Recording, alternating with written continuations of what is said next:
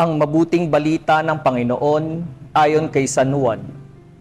Noong panahong iyon, nakatayo sa tabi ng krus ni Jesus ang kanyang ina at ang kapatid na babae nitong si Maria, na asawa ni Cleopas. Naroon din si Maria Magdalena. Nang makita ni Jesus ang kanyang ina at ang minamahal niyang alagad sa tabi nito, kaniyang sinabi, "Ginang, narito ang iyong anak." At sinabi sa alagad, "Narito ang iyong ina." Mula noon, siya'y pinatira ng alagad na ito sa kaniyang bahay.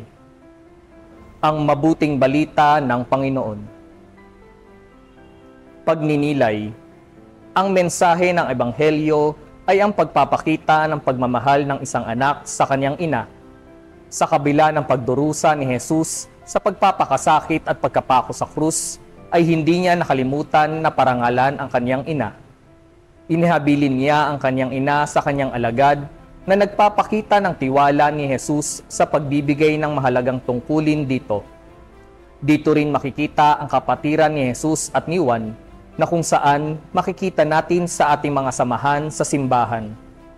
Itinuturo ng Ebanghelyo ang pagkakaisa at pagtutulungan bilang magkakapatid, hindi sa pamamagitan ng ugnayan sa dugo, kundi masigit ng pananampalataya. Manalangin po tayo. Panginoon, lagi niyong ipaalala sa amin na kami ay magkakapatid sa pananampalataya at kapatid ni Kristo. Naway mangibabaw sa amin ang pagmamahalan at pagtutulungan sa aming mga samahan.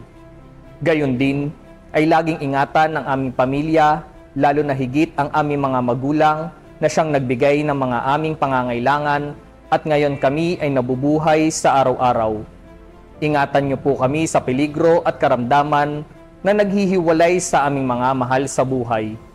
Ito po ay aming panalangin sa matamis na pangalan ni Jesus, na bubuhay at naghahari kasama mo. Amen.